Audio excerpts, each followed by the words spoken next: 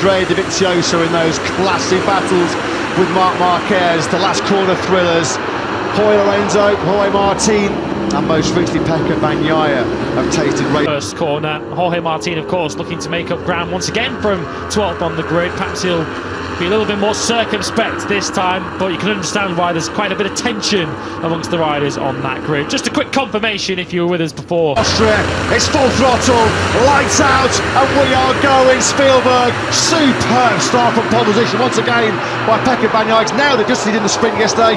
Really good start as well by Luke Marini. He's up beside P3, although he nearly lost the race. And Benzecchi, Fabio Quartararo is 7th, and Jorge Martin, with that long lap penalty to come, is up 4 into 8th. Vinales trying to recover from another poor start. He has got through on his teammate Aleix Espargaro halfway round this opening. Really trying to attack because he's so close, and you don't want to be that close for too long because of front tyre temperature. So he's clearly aiming at trying to get in the front, get the cool air, because more than 3, maximum 4. Back once again of Pecco Bagnaia. It's already a second of empty timeout behind Binder to the second of the factory KTMs of Jack Miller. Jorge Martin has not yet served that long lap penalty. He's got 3 laps to come through there. At the moment, Today's sprint, looking to complete another solid weekend. There he is in 4th spot.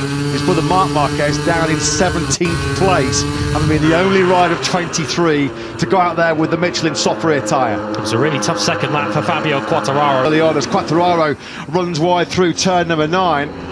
So that's where he lost all that time then at the end of the second lap, and you'll see Bastianini just easing through, and Zarco. But Bagnaia just too good himself on the front end of that Ducati, and Pecco Bagnaia will know at the back of his mind as he sees on his pit board, sees the lap counter, Binder plus 0.1, he will know at some point that Binder's going to have sat behind Jack Miller for the first 3.5 laps. Alex Marquez at the moment, he's 1.8 seconds off your lead. Straight away there, he was able to put nearly half a second between himself and Miller in that 3rd spot. And because of the last time around did a 1:30.4, which was quicker than everyone ahead of him, with the exception of the leading 3. This was the race start, and look at the superb launch that Bagnaia got from pole position. Maverick Vinales just goes the wrong grip. Over the line, nearly a quarter of a second between Bagnaia and Binder, with Alex Marquez 1.7 seconds behind 2nd spot. And the fastest rider on circuit in this Austrian Grand Prix, and we're on lap number 7, and the KTM factory team are already getting a message through to Brad Binder about mapping 2, so already potentially changing the mappings, altering the power just to try and They'd flown off. Crikey, if it wasn't for rotten luck, Miguel Oliveira wouldn't have any luck at all, would he? Skittled out in that first corner collision yesterday. 3rd time this season he's been wiped out after Marc Marquez in Portimao, Fabio Quartararo in Jerez. It's 301 days since Marc Marquez last saw a checkered flag in a Sunday Grand Prix. October the 23rd, 2022 at the Malaysian Grand Prix in Sepang. A helicopter shot picks up our leaders then. Pecco Bagnaia, the factory To sit there, wait for the right time to attack.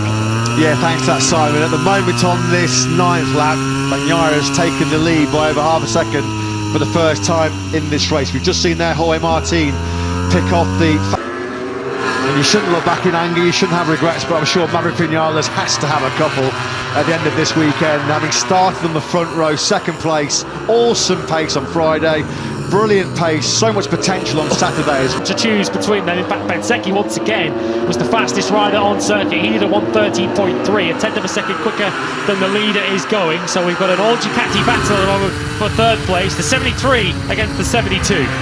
On Binder's current status. Yeah, what I'm thinking is it's okay up to a second, you know. That's what I think a rider would want, but if it goes over a second, you know that, or yeah, especially well over a second. 7.68 was the margin over the line as Miller continues to go the wrong way. He's now picked up by another factory Aprilia. This time around it's Aleix Espargaro who's gone through. That's put the British Grand Prix winner up into 7th spot. It feels like adding more pain to what's been a tricky Sunday here for Miller in KTM's home Grand Prix. There you go, confirmation on the screens of the track this morning. Just has not got again. There's a shake of the head there coming out of that final corner from Miller. It's been attacking Zarco. Yeah, nice move that then by the Beast.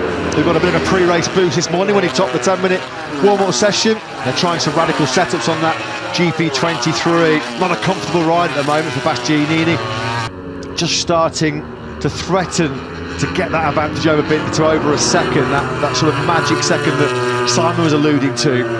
Binder fighting tooth and nail to keep it around 8 to 9 tenths. It was a 30.7 for the South African in second, which is why he's now dropped to around 1.1 seconds off the pace, although that's nothing compared to the problems of his teammate at the moment. Jack Miller's about to be overtaken by Fabio Quartararo, who pulled off the overtake of the year into the Crypto data and he's got a track limits warning as well. So has the likes of Iker Lecuona and Fabio Di Antonio. None of that trio currently circulating in the point scoring places. This was the attempted and ultimately unsuccessful overtake. To the South African up ahead, you could see just behind Bezzecchi, the second Mini VR46 Ducati of Luca Marini. He did a 130.8 last time around, so he's holding a pretty safe and secure fifth place. Here he is on the number 10. He had a good outing 2-3 years ago, and ran wide. Let's see the track on the last lap, an automatic penalty. He's meant Marco Bezzecchi gleefully took the race win. And Jorge Martin will clearly feel that he not started from the back of that fourth row with his fastest lap cancelled. Well, in 2.5, that was half a second quicker than Binder in second place. Binder dipping back into 131s. Valentino Rossi, the manager and mentor of Pecco Bagnaia, he'll be loving the work. Pecco Bagnaia, some additional thoughts from you? No, just that I think everyone can see Brad in the last lap or so is losing. For the win, because Bagnaia in cruise control right now. Brilliant performance by him. This is the battle that's raging for third, fourth and fifth, still headed by Marquez. Good news for Binder is that he is still lapping quicker than Alex Marquez. 3 after Portimao and Mugello. Well, that dream double is looming large, isn't it? We're on board now then with Bezzecchi. He's tried this move once before. He's closer this time around on Alex Marquez. Can he pull it up to the apex? He's going in wide again, and they almost between 3 and 4. The motoGP bikes briefly hit 6th gear, 300 kilometres an hour, and then you're decelerating down to second gear, 75 kilometres an hour for turn number 4. And he just got sucked in there behind Alex Marquez, so was in a little bit hot. A 131.5 on a 20-lap-old soft rear tyre in these baking hot conditions. That's an outstanding effort by Marquez. Yeah, he's in a three-way battle at the moment with Jack Miller and Frankie Morbidelli just up ahead of him. Guess that does include the sight on the rear tyre, and you can see how much of a slingshot he gets onto the start-finish straight. He's tried it twice up the hill into the first corner. Is it going to be third time lucky for Marco Bezzecchi? No, he's not close enough to attack Marquez. Alex Marquez. Turn 2, you look how much tighter line Bezzecchi's able to take. He's clearly got more grip at the moment on the edge of the tyre than Alex Marquez has got. This is turning into a bit of a rolling roadblock at the minute, and if Bezzecchi doesn't attack soon, he'll have Marini for company. Yeah, here comes Bezzecchi. While, and what I believe is it's pretty obvious that Pecco can keep a more consistent lap time. Everyone can see it, and Brad got to a point where it dropped off a cliff. You know, he lost some performance and electronics wise, and I believe they're getting better tyre life. Yeah, good point that, Simon. Pecco Bagnaia just on a completely different level right now. Although Marco Bezzecchi, to his credit, seems like the persuasive powers of 9 times world champion Valentino Rossi are going to tempt Marco Bezzecchi to remain in Mini VR46 Ducati next year, despite the fact that he won't have access to the latest spec GP24. The loyalty working back. His half-brother on, Alex Marquez says, not just yet, Luca.